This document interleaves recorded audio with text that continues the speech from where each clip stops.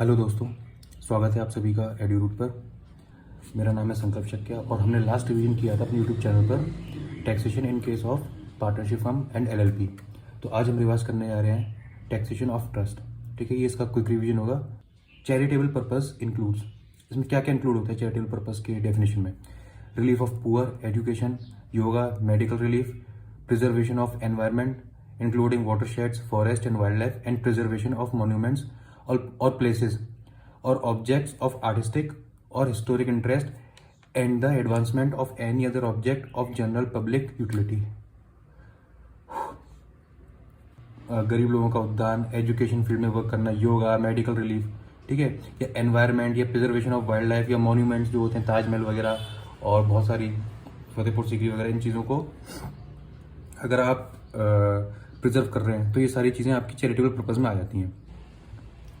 एक main point है कि ट्रस्ट किस रेट से टैक्सेबल होती हैं। ट्रस्ट उसी रेट से टैक्सेबल होती हैं जिस रेट से इंडिविजुअल टैक्सेबल होता है, मतलब कि स्लैब रेट 2.5 लाख से 5 लाख, 5 लाख से 10 लाख और फिर 10 लाख से ऊपर वाली रेट। अब अगर कोई चैरिटेबल ट्रस्ट है, वो कोई बिजनेस कर रही है, ठीक है, तो उसका जो चैरिटेबल ट्रस्ट का जो स्टेटस होता है एग्जेम्पशन लेने के लिए 12 वाले में, उसको बरकरार रखने के लिए उसकी जो बिजनेस इनकम है वो ग्रॉस अमाउंट से, जो बिजनेस की इनकम है ग्रॉस अमाउंट से 20% से ज़्यादा नहीं हो सकती उसकी बिजनेस इनकम। ठीक है, अगर 20% से ज़्यादा हुई तो चैरिटेबल ट्रस्ट अपना स्टेटस खो देगी चैरिटेबल ट्रस्ट का, फिर वो चैरिटेबल ट्रस्ट नहीं मानी जाएगी और उसको एग्जेम्पशन नहीं मिलेंगे। चैरिटेबल ट्रस्ट के केस में जो कॉर्पस डोनेशन होता है, ठीक है, कॉर्पस डोनेशन का अमाउंट वो पूरा एग्जेम्प्ट होता है। Full corpus donation amount is exempt from tax. ठीक है, therefore corpus plus 15% of gross plus applied out of the remaining, ये पूरा का पूरा exempt is exempt. If no TDS paid और deducted up to the due date of ROI then 30% is disallowed. अगर due date of ROI तक TDS आपने deduct नहीं किया या फिर डिडक्ट किया है लेकिन पेड नहीं किया आपने, ठीक है, ड्यू डेट ऑफ आरओआई तक, तो जितना अमाउंट ऑफ टीडीएस होगा वो आपका 30% डिसअलाउड हो जाएगा। If more then ₹10,000 payment in cash in a single day by a single person then fully not deductible. अगर आपने कैश पेमेंट किया है 10,000 रुपए से ज्यादा का in a single day by a single person, तो पूरा का पूरा अमाउंट आपका जितना भी आप कैश में पे किया है वो पूरा का पूरा डिडक्टेबल नहीं होगा। सेक्शन 11(1) क्या कहता है? Capital gain deemed to be applied for charitable purpose if net consideration is utilized for acquisition of another capital asset. अगर किसी ट्रस्ट के पास कोई कैपिटल सेट थी, मान लीजिए कि लैंड थी, उसने वो लैंड बेच दी और उसके बदले में उसने कोई और कैपिटल सेट या लैंड खरीद ली, ठीक है, एक ही बात, मतलब लैंड भी कैपिटल सेट ही है, तो ये मान लिया जाएगा कि जो उसने जो नेट कंसिडरेशन ली थी और उस कंसिडरेशन से उसने एक नई कैपिटल सेट खरीद ली, तो ये मान लिया जाएगा कि वो कंसिडरेशन जो है उसने अप्लाई कर लिया उतने अमाउंट तक का फॉर चैरिटेबल पर्पज। ये मान लिया जाएगा कि उसने उतना अमाउंट चैरिटेबल पर्पज के लिए यूटिलाइज कर लिया है। फिर आता है section 115 BBC subsection 1। This talks about anonymous donation and it says that 5% of total donation including corpus or ₹1 lakh whichever is higher will be taxed at 30%। अगर 5% ऑफ टोटल डोनेशन, इस टोटल डोनेशन में corpus जो donation होगा वो भी include होगा और 1 लाख रुपए विच एवर इज हायर, जो भी इन दोनों में से ज्यादा होगा, वो वाला अमाउंट 30% से टैक्स हो जाएगा। ठीक है, बाकी जो अमाउंट बचा वो कितने पे होगा? Rest of the amount will be taxed eight slab rates. ठीक है, बाकी बचा हुआ अमाउंट वही स्लैब रेट वाली टैक्स रेट से आपका टैक्सेबल हो जाएगा। अब आती है सेक्शन 115 बीबीसी सबसेक्शन 2। ये क्या कहती है? It states that section 115 BBC subsection 1 is not applicable to trust और इंस्टीट्यूशन क्रिएटेड होली और फॉर रिलीजियस पर्पज। ठीक है, अगर कोई भी ट्रस्ट या इंस्टीट्यूशन है वो सिर्फ और सिर्फ रिलीजियस पर्पस के लिए बनाई गई हो तो उस पर ये चीज एप्लीकेबल नहीं होती। सेक्शन 115 बीबीसी सबसेक्शन 1 एप्लीकेबल नहीं होता 5% और 1 लाख वाला। कई बार क्या होता है, चैरिटेबल ट्रस्ट जो होती हैं वो जो रजिस्टर्ड है अंडर सेक्शन 12 वाले में, वो दूसरी ट्रस्ट को कॉर्पस डोनेशन दे देती हैं, जो वो और दूसरी ट्रस्ट भी रजिस्टर्ड होती है अंडर सेक्शन 12 वाले में। तो ये अमाउंट जो देती है अगर कोई ट्रस्ट दूसरी ट्रस्ट को कॉर्पस डोनेशन के नाम से, तो वो भी डिडक्शन के लिए अलाउ नहीं होगा। ठीक है, उसको हम डिडक्ट नहीं करेंगे, उसको हम यूटिलाइज नहीं मानेंगे, उसको हम अप्लाइड भी नहीं मानेंगे। अब कुछ इंपॉर्टेंट पॉइंट्स आ रहे हैं, important points related to procedure for registration. पहला पॉइंट क्या कहता है कि अगर किसी ट्रस्ट को रजिस्टर्ड होना है तो एप्लीकेशन करेगी सीआईटी को, और सीआईटी में एक्सेप्ट या reject with in 6 months from receipt of such application. CIT उस एप्लीकेशन से 6 महीने के अंदर ही अंदर रिजेक्ट भी कर सकती है, एक्सेप्ट भी कर सकती है उस एप्लीकेशन को कि उसे रजिस्ट्रेशन होना चाहिए या नहीं होना चाहिए। Power to cancel registration of trust किसके पास होती है? सीआईटीई है जो किसी ट्रस्ट का रजिस्ट्रेशन कैंसिल कर सकती है। If CIT didn't reply with in 6 months तो ये मान लिया जाए कि आपका डीम रजिस्ट्रेशन हो गया। क्या अगर किसी स्पेसिफिक कास्ट, कम्युनिटी, रिलीजन के लिए अगर कोई ट्रस्ट बनी है तो no registration will be allowed. ठीक है, मतलब religious, wholly religious caste community के लिए तो ये रजिस्ट्रेशन ये अलाउ नहीं होगा।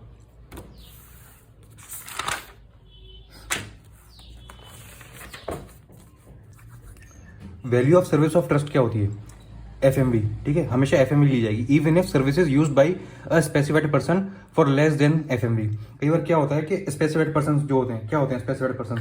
ऑथर, फाउंडर ऑफ ट्रस्ट, ठीक है, जिसने ट्रस्ट को खड़ा किया है। ठीक है, person who made donation of more than 50,000, किसी पर्सन ने अगर 50,000 से ऊपर का कोई डोनेशन दे रखा है तो वो स्पेसिफाइड पर्सन हो जाएगा।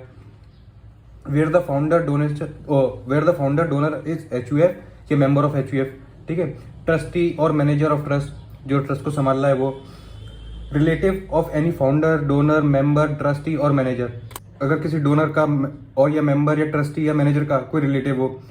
Any concern in which the above person has substantial interest, या किसी इन जो मैंने आपको लोग बताए हैं इनमें से किसी का सब्सटेंशियल इंटरेस्ट हो उस ट्रस्ट में। अगर उनमें से कोई पर्सन जो है, मान लीजिए कि ये सब तो हो गए आपके स्पेसिफाइड पर्सन। मान लीजिए कि अगर कोई ट्रस्ट अपनी सर्विस दे रही है 10,000 में और कोई स्पेसिफाइड पर्सन आया, उसने वो सर्विस ले ली क्योंकि जान पहचान का है ट्रस्ट की, और तो उस जान पहचान वाले पर्सन ने वो सर्विस ली 5,000 रुपए में, लेकिन एफएमवी उसकी 10,000 है, तो हमेशा उस वैल्यू ऑफ सर्विस ली जाएगी हमेशा एफएमवी। ठीक है, 10,000 ही माना जाएगा। जब भी हम इसको कैलकुलेट करेंगे 10,000 लेके हम इसको कैलकुलेट करेंगे। अ charitable trust can not claim exemption under section 10, ठीक है, एक्सेप्ट सेक्शन 10 सबसेक्शन 1 और सेक्शन 10 सबसेक्शन 23C, और इसमें सेक्शन 1046 भी आती है एंड सेक्शन 10 सबसेक्शन 46। अब ये सेक्शंस क्या कहती हैं? सेक्शन 10(1) है एग्रीकल्चर इनकम के बारे में। ठीक है, सेक्शन 10(23)(c) है income of certain universities, hospitals, educational institutions, medical institutions के बारे में है। ठीक है, और सेक्शन 1046 जो है ये किस बारे में? Exemption related to statutory body, authority, board और कमीशन के बारे में। Section 23 section 10 subsection 23C, income of certain universities, hospitals, educational institution, medical institution. इसके 3 पॉइंट याद रखने के लिए। ठीक है, पहला पॉइंट क्या कहता है?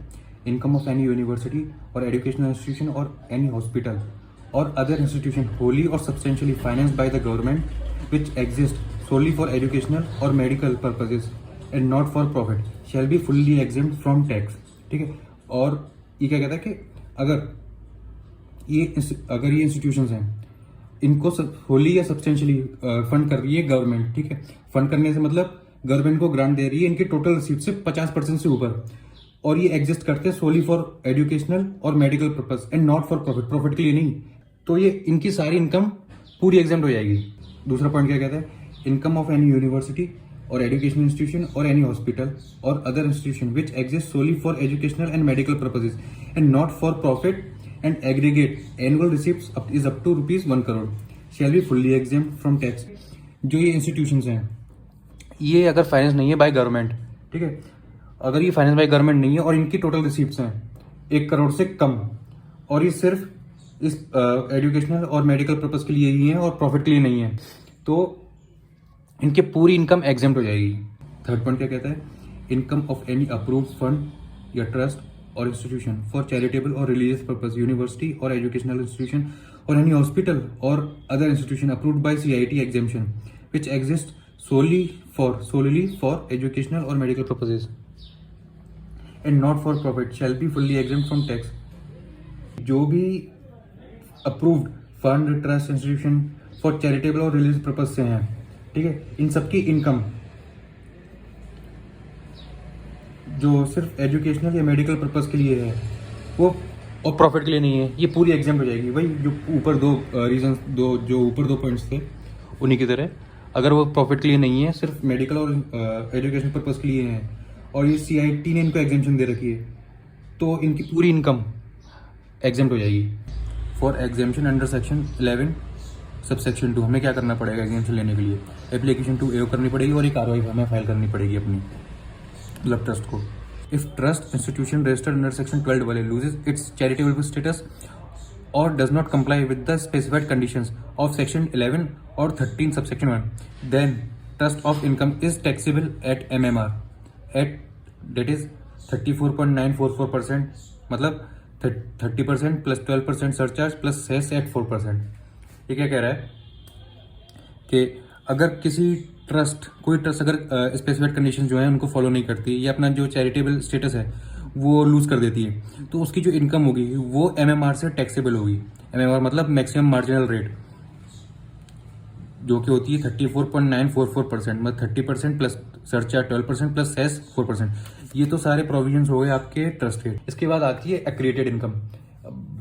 मैं सोच रहा था कि इसी में डाल दूं एक्रीडेटेड इनकम का कंसेप्ट, लेकिन वो मैं अगले वीडियो में डालूंगा, मतलब साथ में ही डालूंगा ये दोनों वीडियोस, जिससे जिनको सिर्फ ट्रस्ट के प्रोविजन रिवाइज करने हैं तो वो सिर्फ ट्रस्ट के कर लें, और जिनको एक्रीडेटेड इनकम देखना है वो अगले वीडियो पे जा सकते हैं। तो इसलिए मैंने इन दोनों को एक ही वीडियो में नहीं डाला, जिससे वीडियो ज़्यादा लंबा ना हो जाए। और क्योंकि एक पॉइंट बताने से रह गया था, taxation in case of trust में, कि ट्रस्ट और institution can claim exemption under section 11 and 12 और under section 10 subsection 23C clause 4, 5, 6 and 6A। इसका मतलब क्या होता है कि या तो ट्रस्ट इंस्टीट्यूशन क्लेम कर सकती है एग्जेम्पशन अंडर सेक्शन 12 एंड 11, या फिर एग्जेम्पशन क्लेम कर सकती है under section 10 subsection 23C clause 4, 5, 6 और 6A के अंडर। दोनों जगह ये इकट्ठी एग्जेम्पशन क्लेम नहीं कर पाएगी, या तो 12 एंड 11 या फिर 10, 23C, 4, 5, 6, 7 और 6A। बस ये रह गया था।